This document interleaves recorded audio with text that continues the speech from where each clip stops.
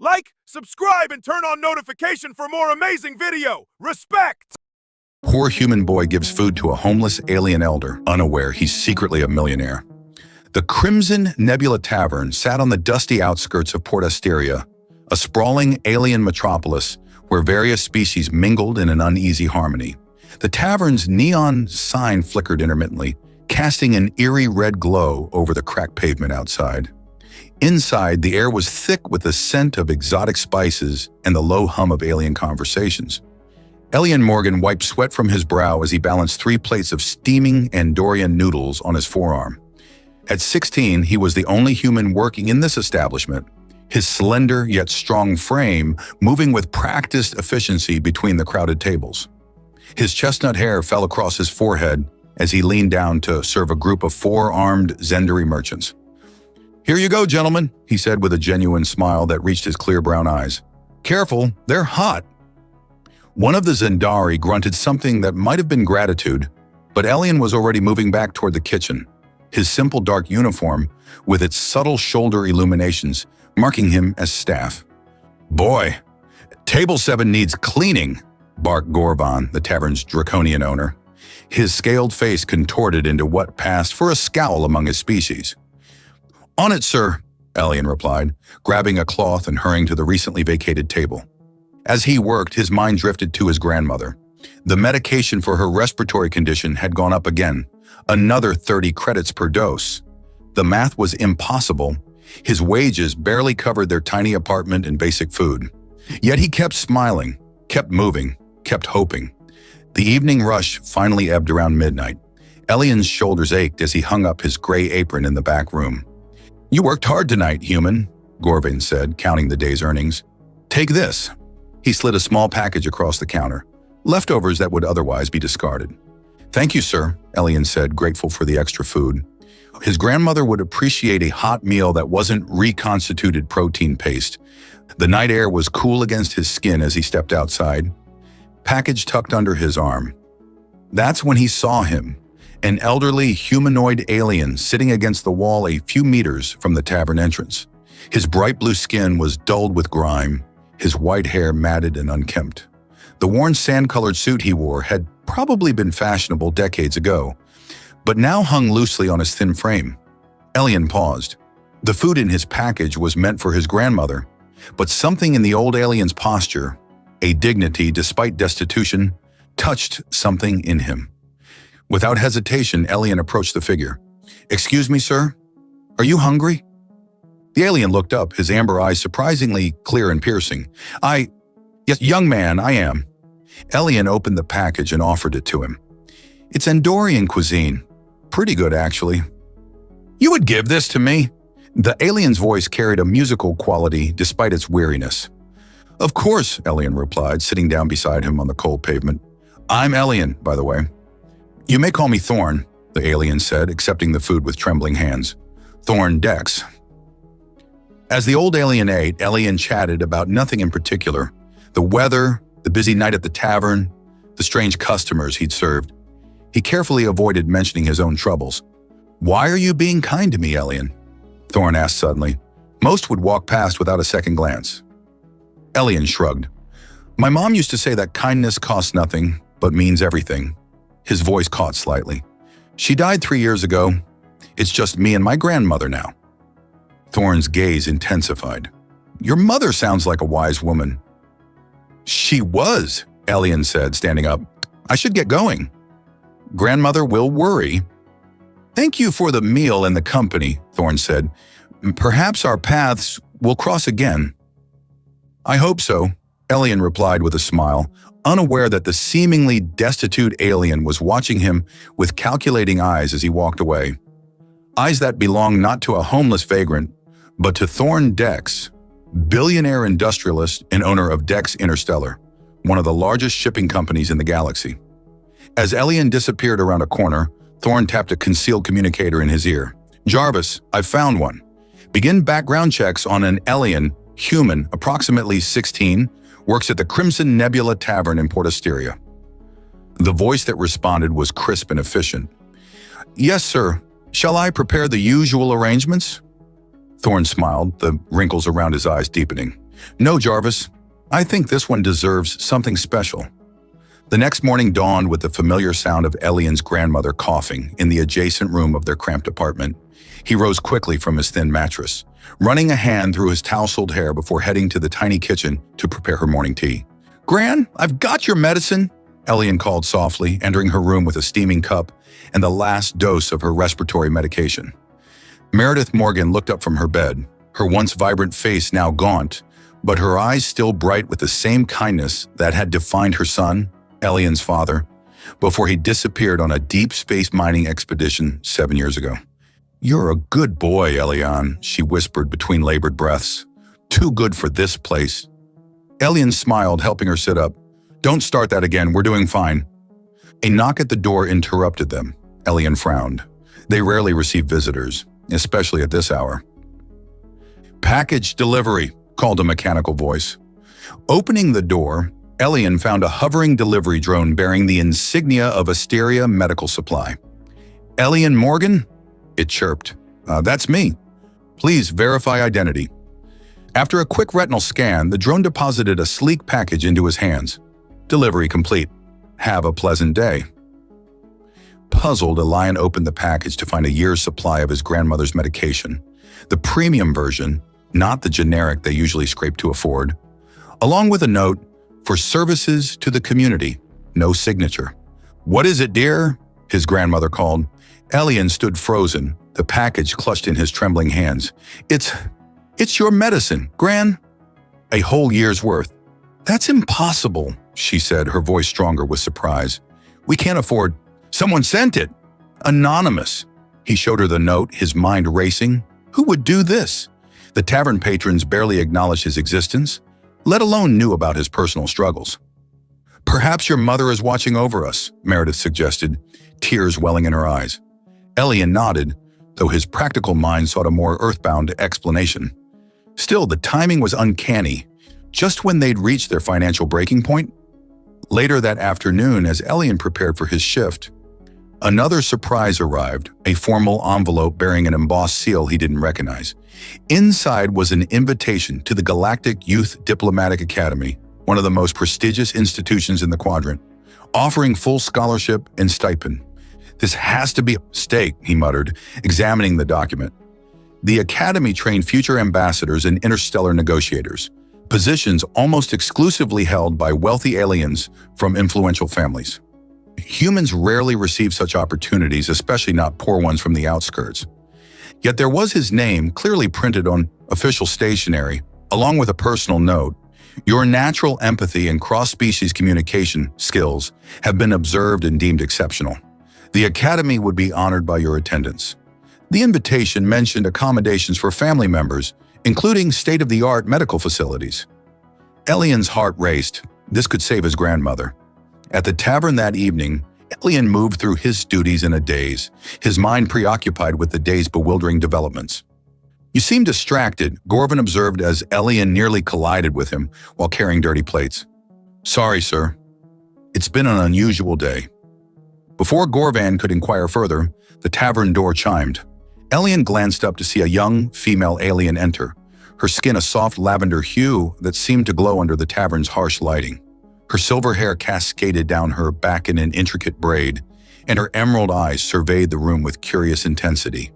She was dressed simply but elegantly in a pale dress that complemented her slender form. Unlike most patrons, she carried herself with natural grace rather than affected superiority. "Table for one?" Elian asked, approaching her with a menu. Her emerald eyes widened slightly. "You're human," she said, her voice melodic with an accent he couldn't place. "Last time I checked," he replied with a smile. "I've never met a human before." She extended a delicate six-fingered hand. "I'm Aaliyah Nix." "Elian Morgan." He shook her hand, noting how warm her skin felt against his. "And now you've met a human." She laughed, a sound like wind chimes. "Indeed I have.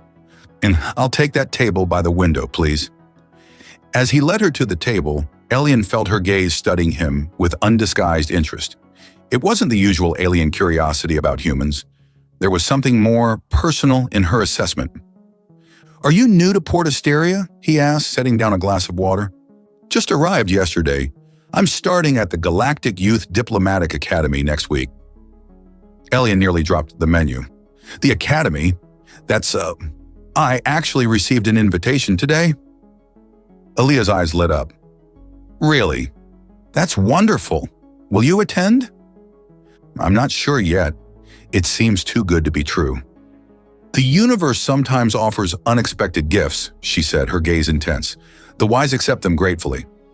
Throughout her meal, Aaliyah asked Elian questions about Earth, human customs, and his life in Port Asteria.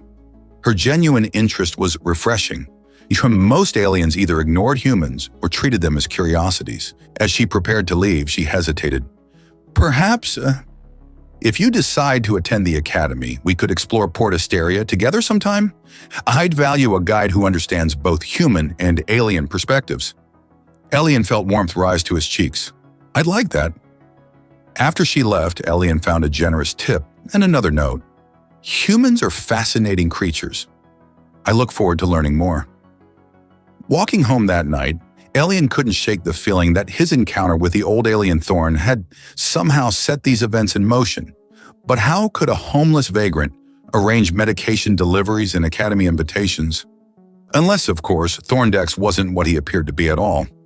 After much deliberation and a heartfelt conversation with his grandmother, Elian decided to accept the academy's invitation. Meredith insisted he pursue this opportunity, especially since the Academy's medical facilities could provide her with better care than anything available in Port Asteria's outskirts.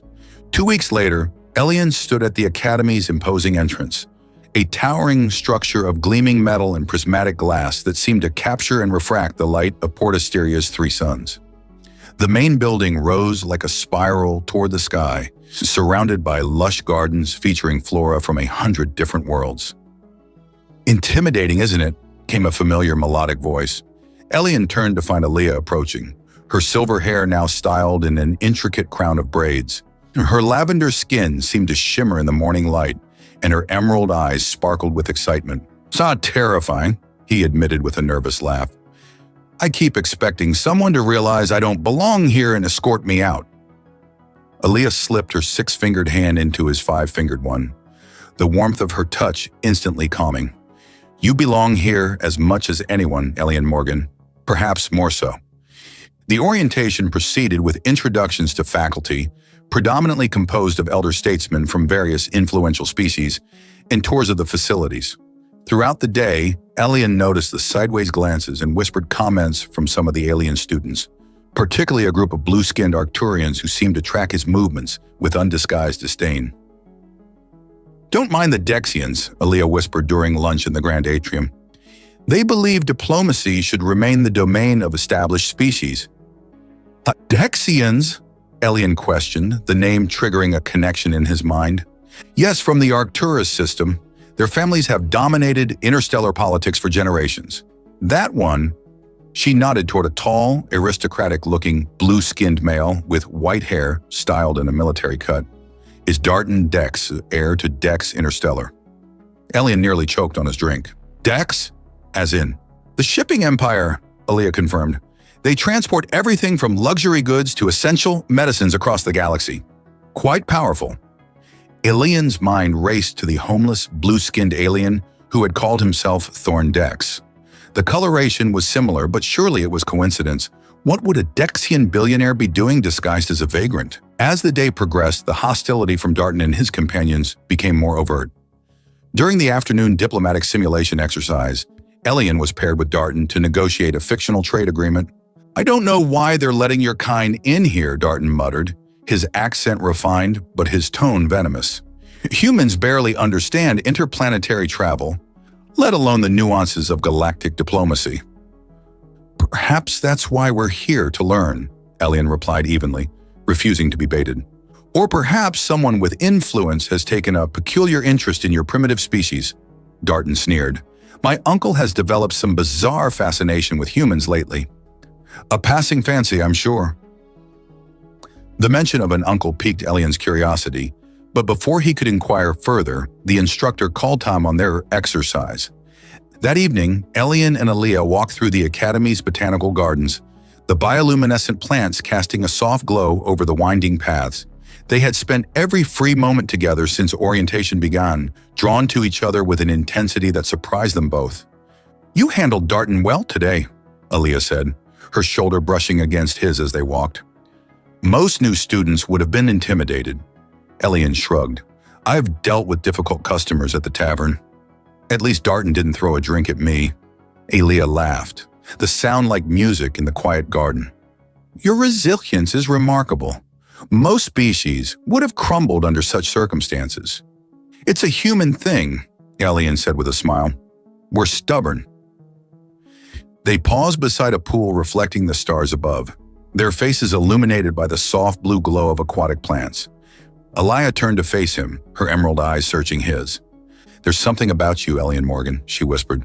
"Something I've never encountered in any being across 12 star systems." The air between them seemed charged with electricity. Elian reached up to touch her face, marveling at the silken texture of her lavender skin. "Is this acceptable in your culture?" he asked hesitantly. "My people believe in soul resonance," she replied, leaning into his touch. "When two beings connect on a fundamental level, physical boundaries become irrelevant." Their lips met in a tentative kiss that quickly deepened with unexpected passion. Elian was surprised by how familiar it felt despite the obvious differences in their physiologies. Her skin emitted a faint, pleasant warmth that intensified with their embrace. Later, in the privacy of Aliyah's quarters, they discovered both the similarities and differences in their species' expressions of intimacy.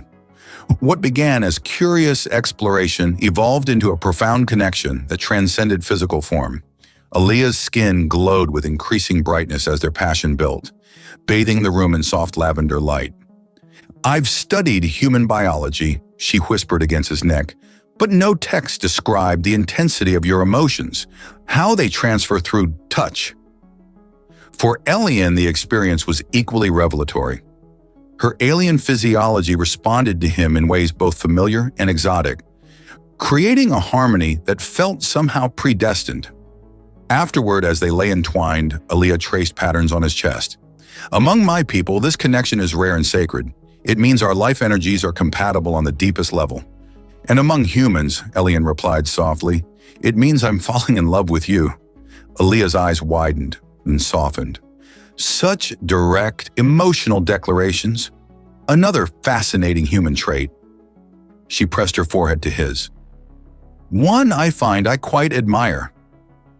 Neither noticed the shadow that passed briefly across her window, nor the small surveillance drone that hovered momentarily before darting away into the night.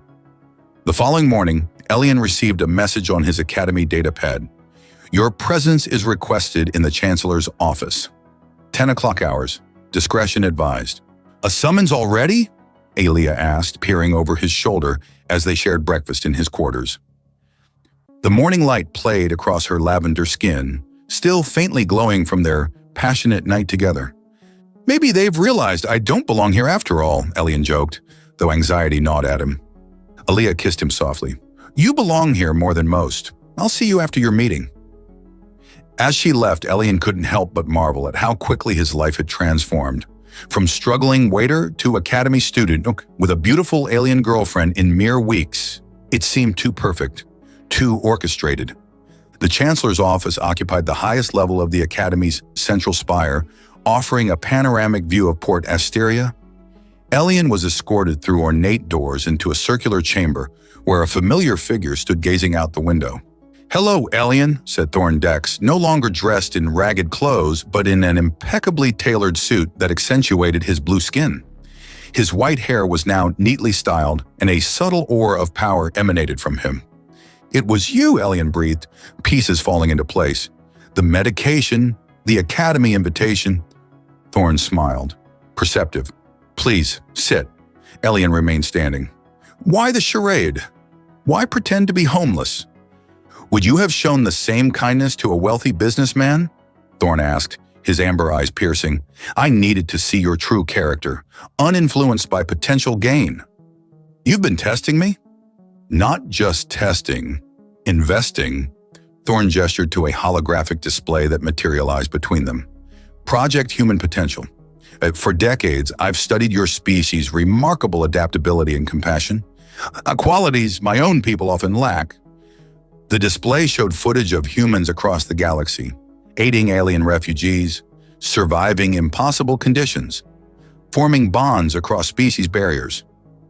Humans possess something unique, Thorne continued, a resilience that transcends physical limitations. When most species encounter obstacles, they either overcome them through technological advancement or perish. Humans, however, adapt internally. Is that why your nephew seems to hate us so much? Thorne's expression darkened. Darton represents the old guard, those who believe established species should maintain their dominance. He sees my interest in humans as eccentric. Before Elian could respond, his datapad chimed with an urgent message from his grandmother. The text was jumbled, but one phrase stood out. Something happening to me. I need to go, Elian said, panic rising. Take my personal shuttle, Thorne offered immediately. Faster than public transport.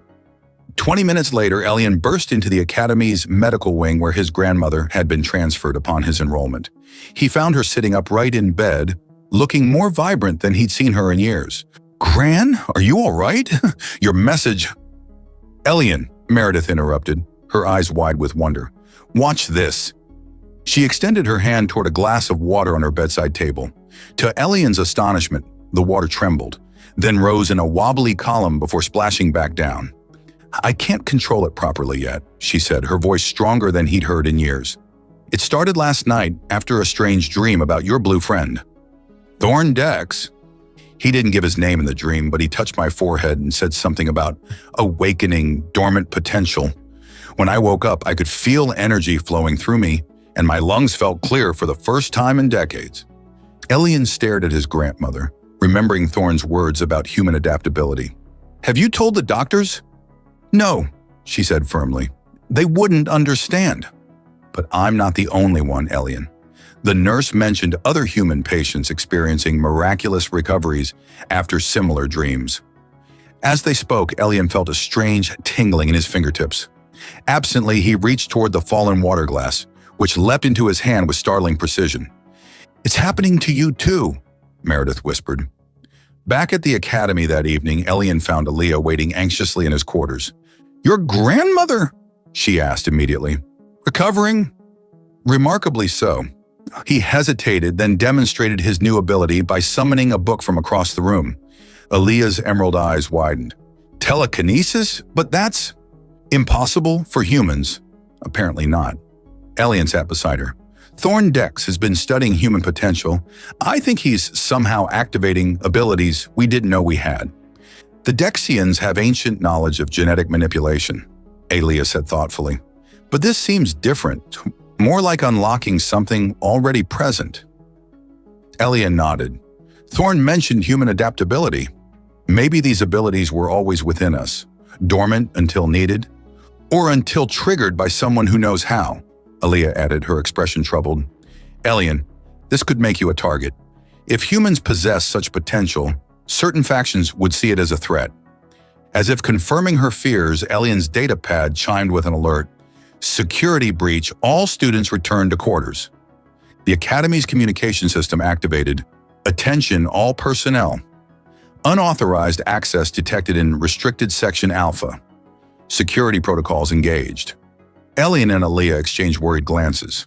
Restricted Section Alpha housed the Academy's most sensitive research, including, Elian suspected, Thorne's work on human potential. This isn't coincidence, Aaliyah whispered, pressing closer to him. Her body trembled slightly, but her eyes reflected a determination rather than fear. Elian pulled her into his arms, their bodies fitting together with now familiar perfection. The danger looming outside only intensified their connection, each touch a silent promise of protection and loyalty. Whatever happens, Elian murmured against her silver hair, we face it together. As the Academy's alarms continued to wail, neither noticed the faint blue glow emanating from Elian's hands where they touched Aaliyah's skin, or the answering lavender luminescence that spread across her body in response. Despite the security alert, Elian couldn't remain idle. We need to find out what's happening, he told Aaliyah, pulling on his Academy uniform jacket. The alert specifically instructed students to stay in their quarters, she reminded him, though her tone suggested she agreed with his impulse to act. Since when do humans follow instructions? Elian grinned, testing his newly discovered abilities by mentally summoning his boots from across the room. They wobbled through the air before landing at his feet. Still needs practice, Aaliyah observed with a small smile. They slipped into the corridor, which was eerily empty save for the pulsing red emergency lights.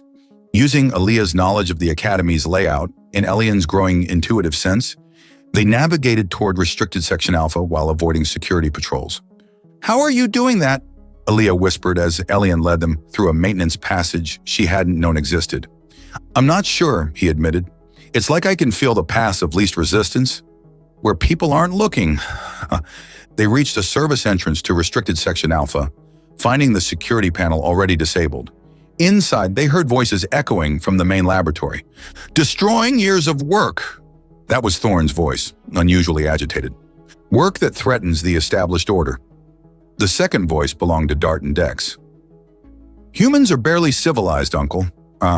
Giving them enhanced abilities is like handing explosives to children." Elsian and Aaliyah exchanged glances before creeping closer. Through a partially open door, they could see Thorne standing defiantly before his nephew, who was flanked by two burly Arcturian security officers. Behind them, holographic displays and laboratory equipment lay in various states of destruction. "You've always underestimated them," Thorne replied calmly. "Humans possess something our people lost generations ago. Empathy without agenda. Kindness without calculation." Darton sneered. "Primitive sentimentality. The galaxy operates on power and strategic advantage, not charity and good intentions." "And yet a human boy with nothing to his name shared his food with a stranger," Thorne countered. "When was the last time you gave anything without expecting return, Darton?" "Your pet human project ends tonight," Darton declared, gesturing to his guards. "The board has authorized me to assume control of your research division, effective immediately." "The board doesn't have that authority," Thorne said, his posture still relaxed despite the threat. "They do when the chief medical officer certifies you as mentally unstable." Darton smirked, producing an official-looking document. "Your obsession with humans has been deemed a liability to company interests." Elian had heard enough. Without consulting Aaliyah, he stepped through the doorway. "Is sabotage always your first response to ideas you don't understand? Or am I special?" All heads turned toward him. Thorne's expression registered surprise, then concern. Darton's face contorted with contempt. "The serving boy arrives," Darton sneered. "How fitting that Uncle's prize specimen would ignore security protocols. Impulsivity, another human weakness." "We call it courage," Elian replied, stepping further into the room. He felt a strange energy building within him, responding to his anger. "Something you'd understand if you weren't hiding behind hired muscle." Aaliyah moved to Elian's side, her emerald eyes flashing. "The Academy board will hear about this unauthorized action, Darton. Your family name won't protect you from charges of sabotage and corporate espionage." "The naive couple," Darton laughed coldly. "Do you really think the Academy isn't complicit? Who do you think funds this institution? The Dex family has shaped interstellar education for centuries." One of the guards moved toward Elian, drawing a neural disruptor. Without thinking, Elian raised his hand, and the weapon flew across the room, clattering against the far wall. The room fell silent. Darton stared at Elian with new wariness. "So it's true," he said quietly. "The human adaptations are already manifesting." "Your uncle sees potential where you see threat," Elian said, surprised by his own steadiness. "That's the difference between visionaries and tyrants." Darton's composure cracked. "Restrain them," he ordered his remaining guard. "All of them!" What happened next occurred too quickly for conscious thought. As the guard lunged toward Aaliyah, Elian felt something surge within him, raw protective instinct channeled through his awakened abilities.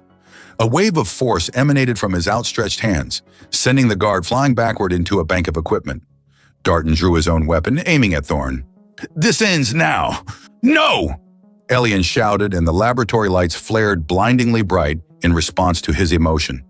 In that moment of confusion, Aaliyah moved with unexpected speed, disarming Darton with a precise strike that belied her delicate appearance. "Nick's combat training," she explained at Elian's surprised look. "My father insisted." Thorne approached his nephew, who now stood unarmed and furious between Elian and Aaliyah. "You've always feared what you couldn't control, Darton. That's your limitation, not humanity's." "The board will hear of this," Darton spat. "Yes, they will," Thorne agreed calmly. "They'll hear how you attempted to sabotage breakthrough research because of personal prejudice. They'll also hear about the human who just demonstrated more control and restraint with newfound power than you've shown with centuries of privilege." Security officers, Thorne's personnel, not Academy guards, entered the laboratory, responding to a silent alert Thorne must have triggered. "Escort my nephew to his quarters," Thorne instructed. "Restrict his access to all Academy systems pending investigation." As Darton was led away, his venomous gaze locked on Elian. "This isn't over, human. You have no idea what forces you're provoking." When they were alone, Thorne turned to Elian and Aaliyah with a mixture of concern and pride. "You took an extraordinary risk coming here." "It paid off," Elian replied, the adrenaline of confrontation still coursing through him. "Indeed." Thorne surveyed the damaged laboratory. "Though Darton managed to destroy significant portions of my research, years of work, gone." "But not the results," Elian pointed out. "My grandmother, me, we're living proof your theories are correct." Thorne's amber eyes brightened. Yes, you are. And perhaps that's more valuable than any laboratory data." He paused, studying Elian intently. "The question now is what comes next. Darton is right about one thing. Enhanced human abilities will upset the galactic balance of power. Some will see it as threat, others as opportunity." Aaliyah slipped her hand into Elian's, their fingers intertwining naturally.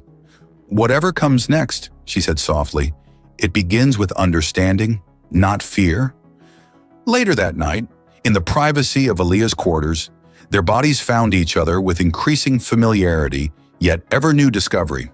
Their connection seemed to intensify their abilities. Aaliyah's skin glowed brighter than ever, while objects around the room responded to Elian's emotions, creating a gentle orbit of floating items, neither of them consciously controlled. "Is this normal?" Elian whispered against her neck, noting how the silver strands of her hair seemed to caress his skin of their own accord. "Nothing about us is normal," she replied with a laugh that sent ripples of pleasure through him. "That's what makes it extraordinary." The Academy's central courtyard buzzed with activity as Elian's grandmother arrived with 5 other humans of varying ages. Meredith Morgan stood straighter than Elian had seen in years, her once frail frame now emanating quiet strength. Beside her was a burly middle-aged man with a miner's weathered face, a teenage girl with intricate braids, an elderly professor type with a neatly trimmed beard, and twin brothers who couldn't be more than 12. "Gran!" Ellen embraced her, feeling the new vitality in her body. "You didn't tell me you were bringing friends." "They found me, dear," Meredith explained. "Or rather, we found each other. After my abilities manifested, I sensed others like me nearby." Thorne Dex approached the group, his dignified presence drawing respectful attention.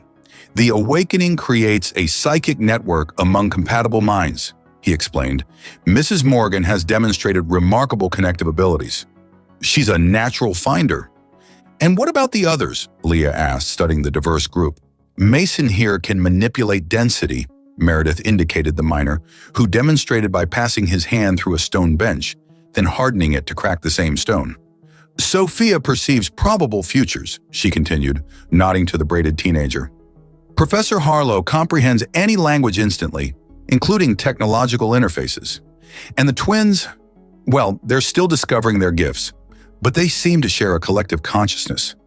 Elian marveled at the variety. "I thought we'd all develop the same abilities." "Human adaptability means specialized responses to different stimuli," Thorne explained. "Together, you form a complementary collective, far more powerful than identical abilities would be." Their conversation was interrupted by the Academy's emergency broadcast system. Every screen in the courtyard flickered to life, showing Darton Dex's face, his expression a mask of righteous concern. "Citizens of the Galactic Alliance," he began, "I come to you with disturbing news. My uncle Thorne Dex has been conducting illegal genetic experiments on humans, creating enhanced individuals with dangerous, unregulated abilities." The screen split to show security footage of Elian's confrontation with the guard, carefully edited to make his telekinetic defense appear as an unprovoked attack. These modified humans represent an unprecedented threat to galactic security, Darton continued. Their abilities are unpredictable, their control questionable, and their loyalty unproven. I call upon the Galactic Security Council to immediately detain all subjects of this illegal program before tragedy strikes.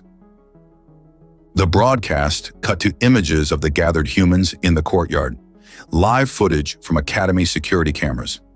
"They're watching us right now," Sophia whispered, her eyes unfocused as she processed potential futures.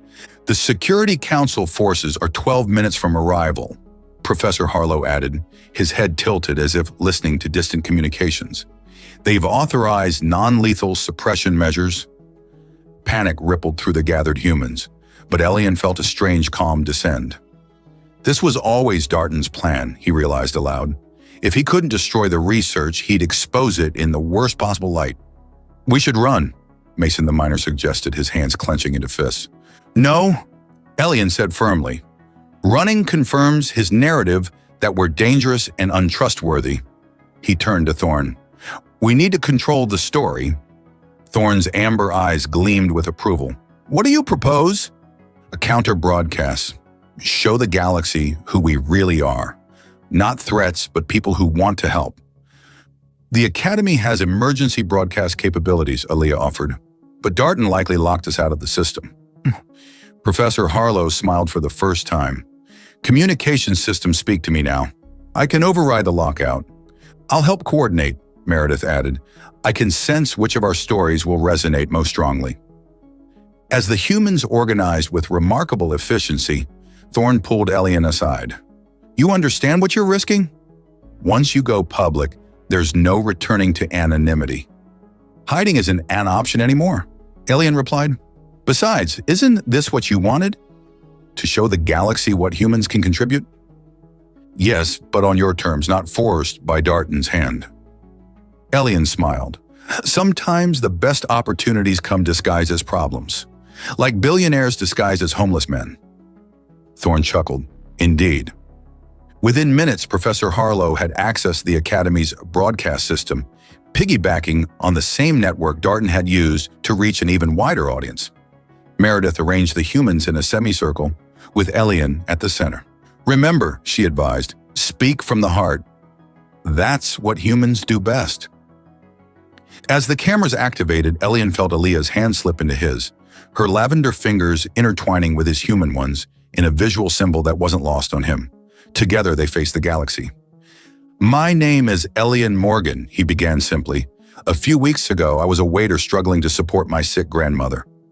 I shared my meal with a homeless alien, never expecting anything in return. That simple act of kindness changed my life." Each human shared their story briefly, ordinary people whose compassion and resilience had caught Thorn's attention, leading to the awakening of their latent abilities. "We're not weapons or threats," Elian continued. "We're the same humans we've always been, with the same values, just with new ways to help. Throughout history, humans have adapted to challenges. This is no different." To demonstrate, Mason helped a trapped maintenance worker by phasing through debris. The twins calmed a panicked alien child with their gentle shared consciousness. Sophia predicted and prevented a power coupling failure that would have caused injuries. "Humanity has always been defined by how we use our abilities, not the abilities themselves," Elian concluded. "We choose to use ours to build bridges, not walls." The broadcast ended just as Security Council ships appeared in the sky above the Academy. The courtyard fell silent as everyone awaited their response. "Multiple futures are shifting," Sophia murmured, her eyes distant. "Public opinion is fragmenting along species lines. Some fear us, but many more are intrigued." Aaliyah squeezed Elian's hand.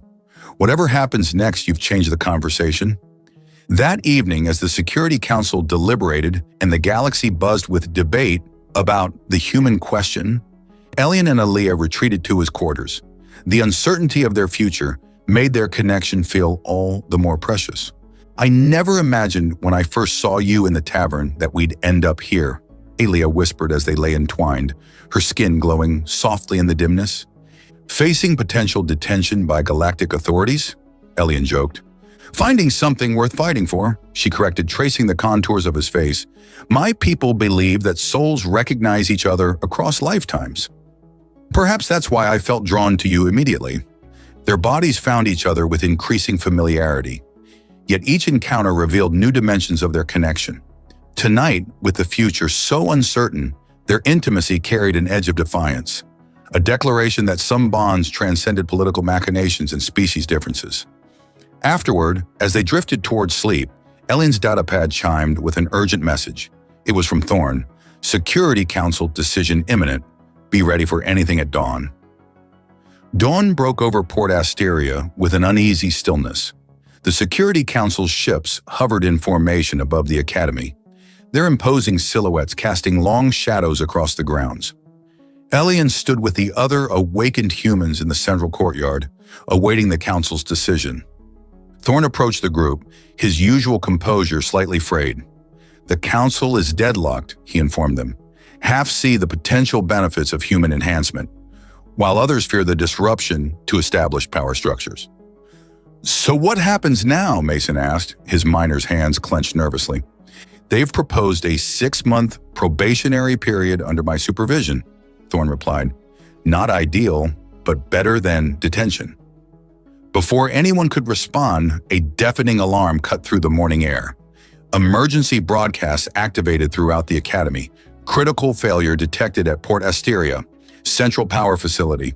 Containment systems failing. Evacuation order in effect for sectors 7 through 12. Professor Harlow tilted his head, interfacing with the emergency systems. The primary fusion reactor is destabilizing. If it goes critical, half the city will be vaporized. Can they shut it down remotely? Elian asked. Negative. Someone has locked out the control systems. Harlow's eyes widened. There's a message embedded in the lockout code. Let's see how useful your humans really are. Darton, Thorn growled, his usual restraint slipping. He's forcing a demonstration. Sophia, the future seer, gasped suddenly. I see 2 paths. One leads to catastrophe. The other, her eyes refocused. The other requires all of us working together. Elian turned to the Security Council representatives who had just landed nearby. We can help, he said simply, but we need authorization to access the facility. The lead council member, a stern Rigelian with iridescent scales, hesitated. This could be a ploy to escape supervision. With respect, Elian replied, if we wanted to escape, we wouldn't be asking permission to enter a failing fusion reactor. After a tense moment, the Rigelian nodded. Permission granted, but we'll be monitoring every move. Within minutes, they were aboard a Security Council transport speeding toward the power facility. Elian felt Aaliyah's hand slip into his. You don't have to come, he told her. This isn't your fight. It became my fight the moment I fell in love with you, she replied, her emerald eyes fierce with determination. Besides, my species can withstand higher radiation levels than yours. You might need me. The power facility was chaos when they arrived. Workers fleeing, emergency systems wailing, and a sickly purple glow emanating from the central reactor chamber. The containment field is at 23% and falling, a frantic facility manager informed them. We have maybe 15 minutes before catastrophic failure. We need to reach the manual override, Thorn said, studying the facility schematic. But it's in the primary control room, which is now flooded with radiation. I can get through, Mason volunteered. I'll phase my density to minimize radiation absorption. The override requires a 6-point simultaneous activation, the manager countered. One person can't do it alone. Elian looked at the gathered humans. Then we work together. Mason phases through to the control room. The twins use their shared consciousness to coordinate our efforts. Sophia guides us through the highest probability of success. Professor Harlow interfaces with the systems to bypass Darton's lockouts. Gran uses her connective abilities to keep us linked. And You'll lead, Thorn finished for him, as you were meant to. They move with surprising coordination, each human instinctively understanding their role. Mason phased through walls toward the control room, while the others positioned themselves at auxiliary stations throughout the facility. Through Meredith's psychic link, they could all see what Mason saw. The control room bathed in deadly radiation, the override stations positioned around the circular chamber. The manual sequence is complex, Professor Harlow communicated through their link. I can guide Mason, but he'll need to be in 6 places almost simultaneously. Not simultaneously, Elian realized. Sequentially, but faster than any single person could move. Understanding flowed through their connection. Mason positioned himself at the first station while Elian, focusing his telekinetic abilities through their link, prepared to manipulate the other 5 stations remotely. On my mark, Sophia directed, seeing the path of highest success probability. 3, 2, 1. Mason activated the first station while Elian, drawing on a strength he didn't know he possessed, telekinetically triggered the remaining 5 in perfect sequence. The reactor's ominous glow dimmed slightly. Containment field stabilizing at 30%, the facility manager reported, but the core is still overheating. We need to initiate emergency cooling. The coolant systems are physically damaged, and Professor Harlow reported, interfacing with the facility diagnostics. Someone sabotaged them directly. Through their link, they all sensed a new presence in the facility. Darton Dex, watching from a secure observation room, his expression a mixture of surprise and anger that his plan wasn't proceeding as expected. We need to repair the coolant lines, Thorne said urgently, but they're behind 3 feet of shielding. I can phase through, Mason offered, but I don't have the technical knowledge to repair them. I do, Aaliyah stepped forward. My father designed cooling systems for Nick's spacecraft. The principles are similar. It's too dangerous, Elian protested. For a human, yes, she replied with a smile. But my physiology can handle short exposure. With Mason phasing us both through the shielding, we can make the repairs. As they worked against the clock, Elian maintained the telekinetic hold on the override systems while simultaneously monitoring Darton through their psychic link. He could sense the Dexian's growing frustration as his sabotage was systematically countered. He's moving, Sophia warned suddenly. I see him attempting to trigger a secondary failure in the auxiliary systems. I've got him, Elian responded, splitting his focus to telekinetically seal the door to the auxiliary control room just as Darton reached it.